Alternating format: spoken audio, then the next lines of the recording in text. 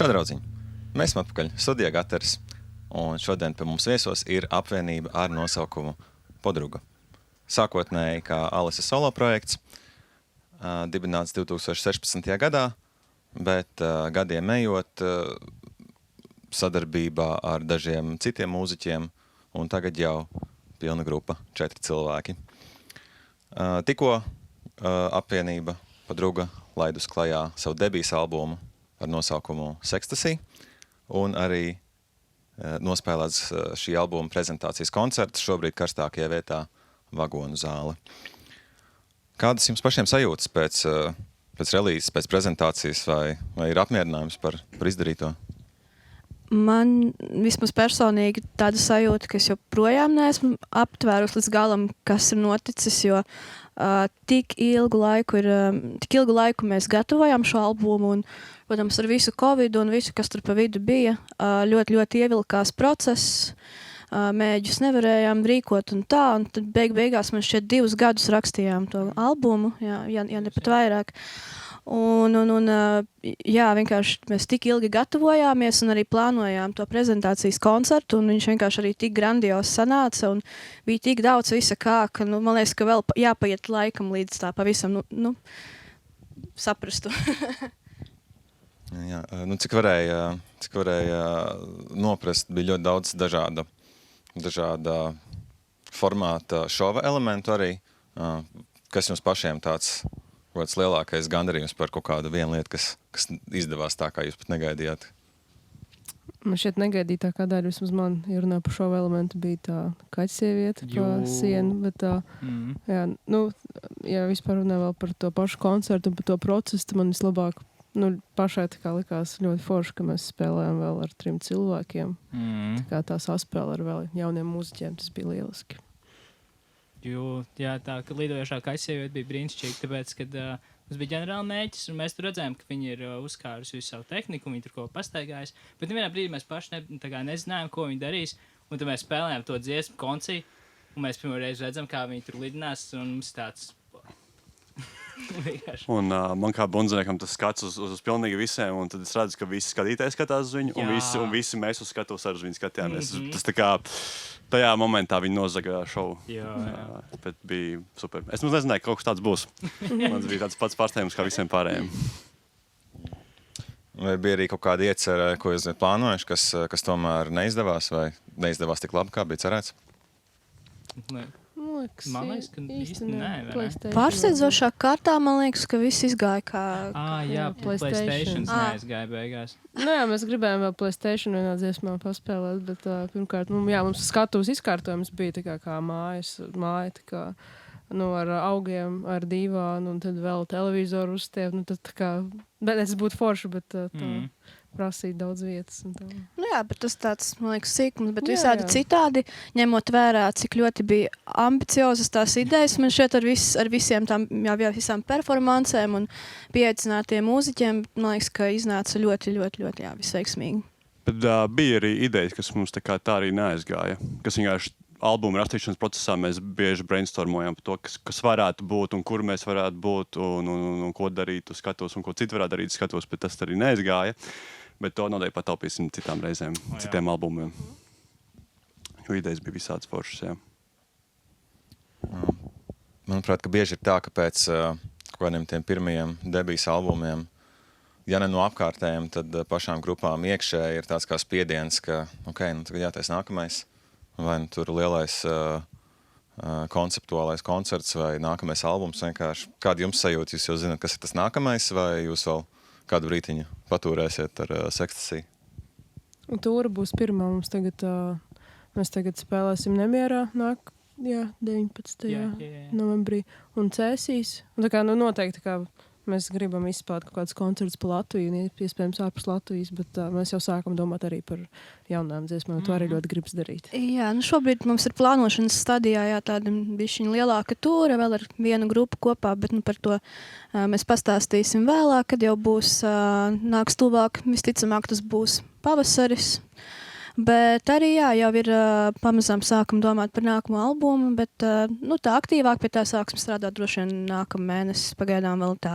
Jā, beidzot ir pelnīta atpūta, vairāk vai mazāk.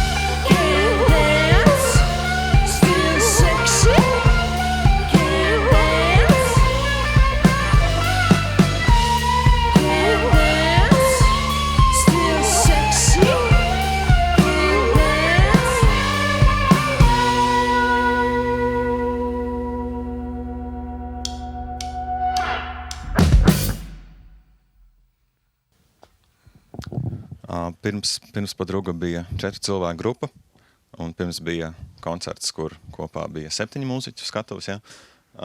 Alise, tomēr bija skaidrs, ka Alise bija galvenais Padruga elements, un tad bija varbūt tur daži, ar ko sastrādājās, bet tas viens nemainīgais dalībnieks tomēr ir vienmēr bijis Alise. Es gribēju pajautāt, vai tu Padrugā esi centusies saglabāt kaut kādu vienu elementu, kas ir tiešām bijis nemainīgs, neatkarīgi no sastāva? Vai arī tu esi pilnīgi atvērta kaut kādai transformācijai?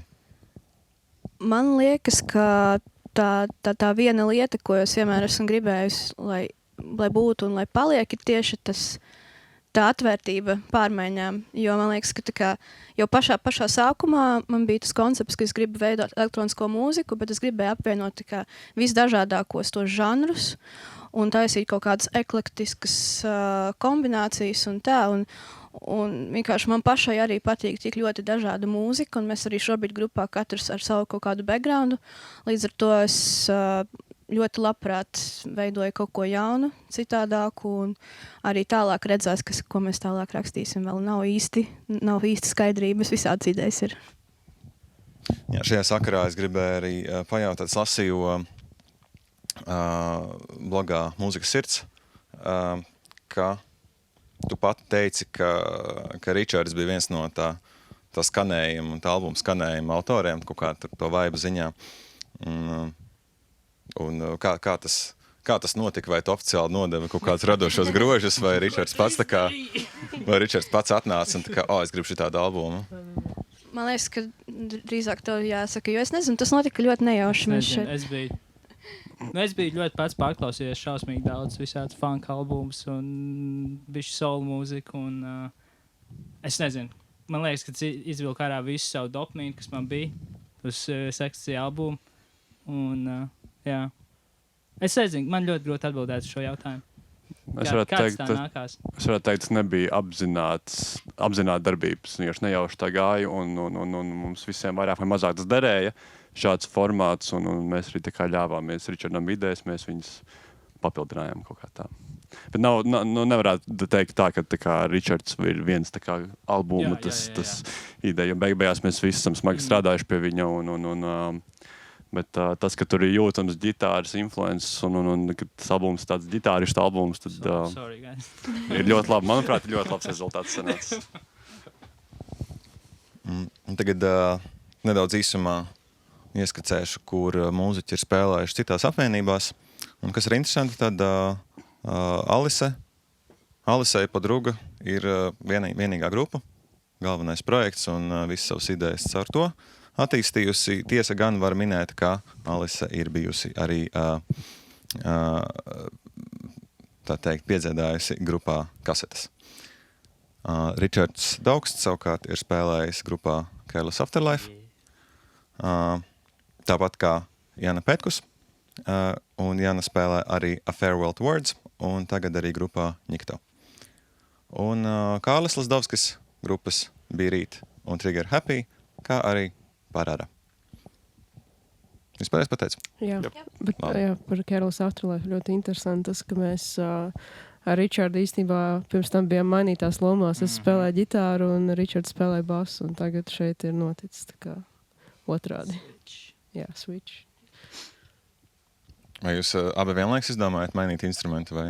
Nē, man bija tā, ka es pēc Careless Afterlife vēl spēlēju ar Farewell to Words. Es viņiem no sākuma piespēlēju vienā koncertā ģitāru, un viņiem basists aizgāja, un tad es domāju, tā kā viņam uzaicina, es domāju, es varu, basu paspēlēt.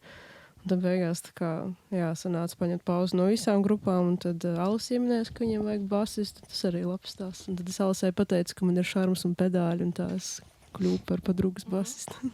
Pēc tās frāzes vienkārši reiz soldu, tur nebija pat nekas vairāk jāzina. Basa varbūt nebija, to es neteicu, vai man ir basa, bet šarms un pedāļi. Galvenais šarms un pedāļi, viss pārējais atradīsies. Jā, ir, manuprāt, ka basists vienmēr noderīgs. Ļoti ērti, ja parādās kāds basists.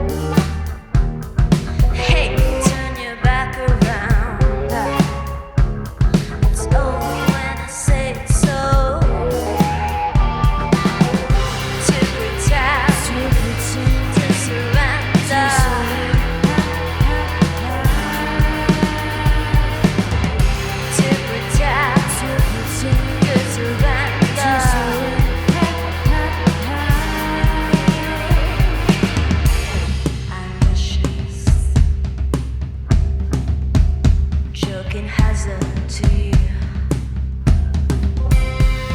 But I'd rather be your vice than your virtue. I don't need a taste. I want it all.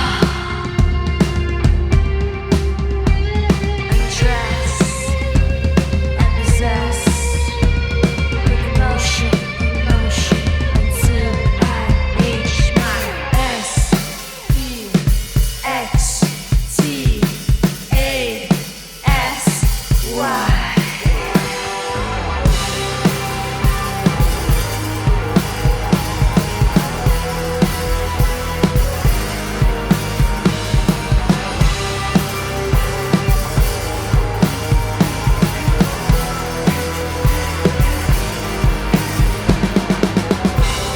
Surrender, surrender, surrender, surrender.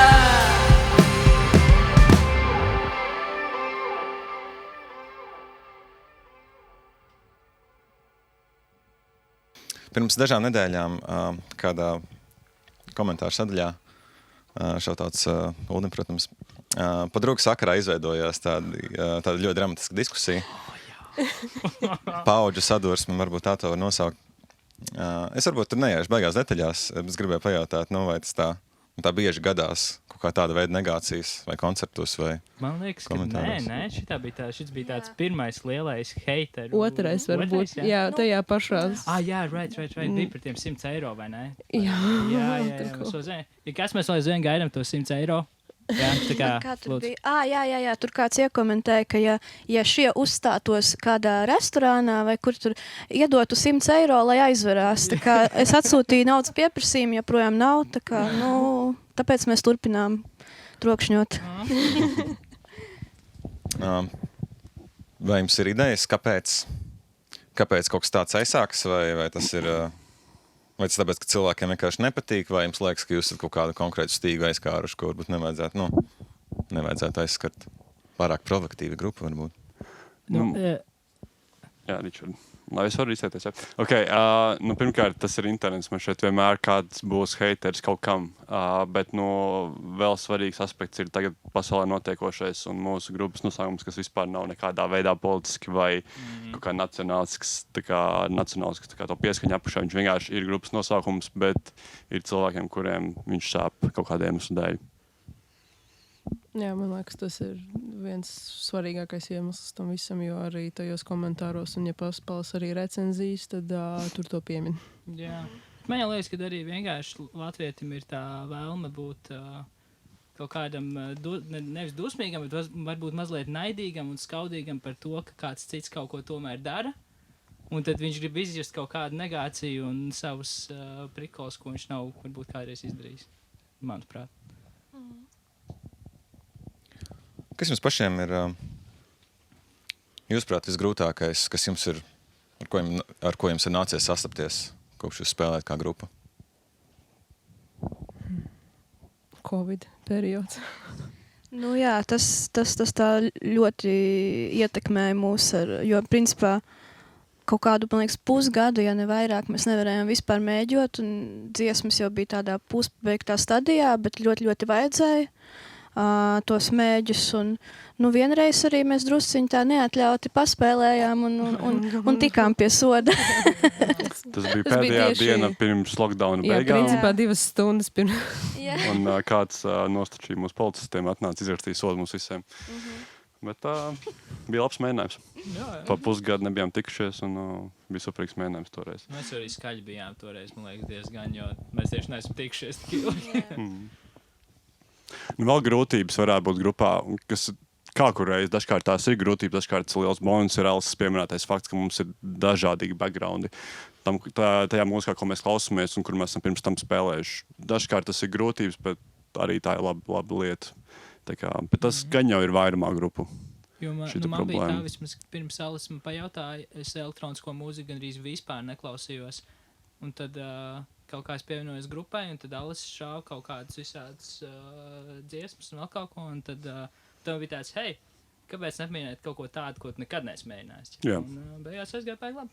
Jā, man arī šī bija diezgan liela iziešana ārā no komforta zonas, kaut ko tādu funky, popsīgu. Bet interesanti, man liekas, arī albumā var dzirdēt tās influences, jo, piemēram, man Surrender, kas ir, man liekas, tāds smags, tur laikam es vairāk iesaistījos ar tādu, nezinu, man viņš asociēs kaut kāds bišķiņ gotisks, tā kā, piemēram, iepriekš tas Careless Afterlife, viņš mums bija tāds. Mums bija, jā. Bet jā, man liekas, ka lielākoties tomēr mēs ļoti labi tiekam ar to galā un to pārvēršam kā par kaut ko pozitīvu. Savu skaņu tā rodas. Jā. Paldies grupai par draugu. Es gribētu tad dot tikai pēdējo brīvo mikrofonu, kur jūs varat atrast, kā jūs varat atbalstīt. Mūs var atrast Facebookā, Instagramā, @padruga_music, kur vēl YouTube, protams, Spotify, visos straumēšanas platformās.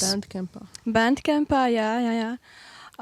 Un jā, mums ir arī starp citu pieejams merch jauns par godu albumam Krekli un Zīni, ko izveidoja mākslinieca Paula Betija Antenišķa. Kas vēl tāds? Būs kasetes. Un būs kasetes, jā, būs kasetes drīzumā vēl. To var Bandcampā vai mums rakstot. Jā. Tā nopirkt. Paldies! Tas arī viss. Yes. Tas ir ok, man, ja man gičai nebija vācies, tiesprots.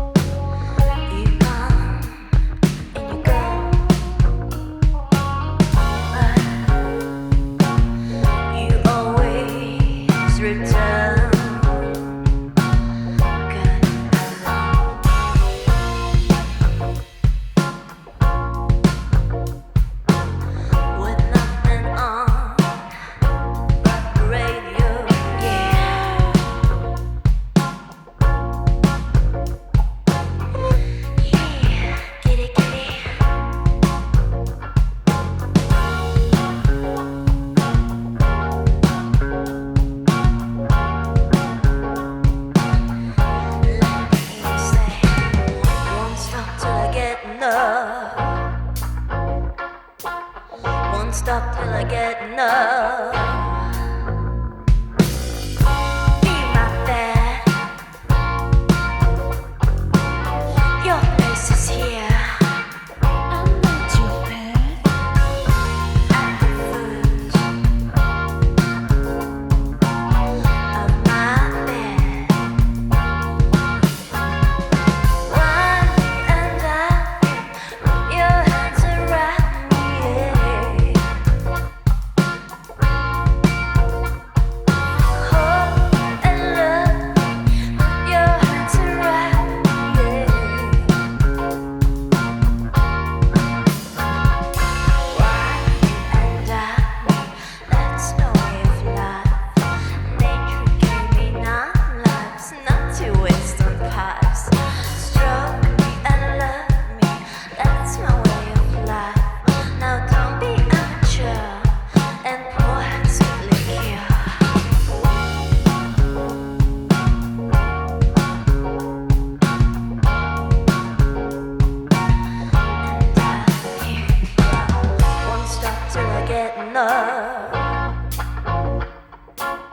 Won't stop till I get enough.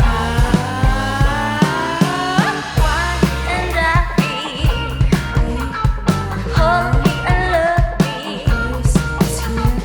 Why and I hold and love me. Why and I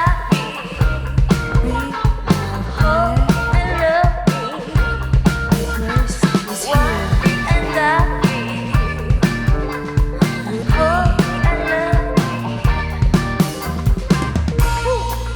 Now Ducky's nice, and if you good, she makes you bend her twice.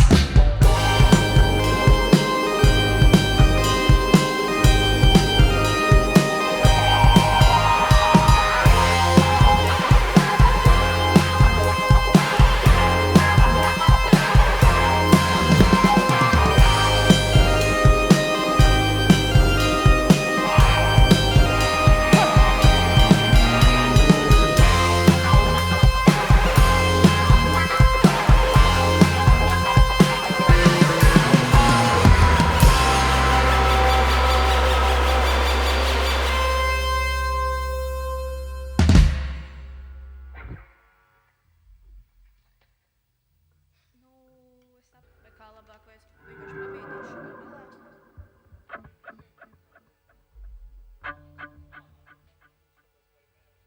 Nu jā.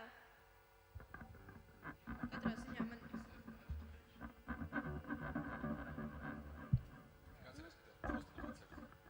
Jā, vecās. Nē, es vajag tālu, nē, es tomēr, Bet ja tu pakāpies uz atpakaļ vienkārši un kaut kā uz sāliem?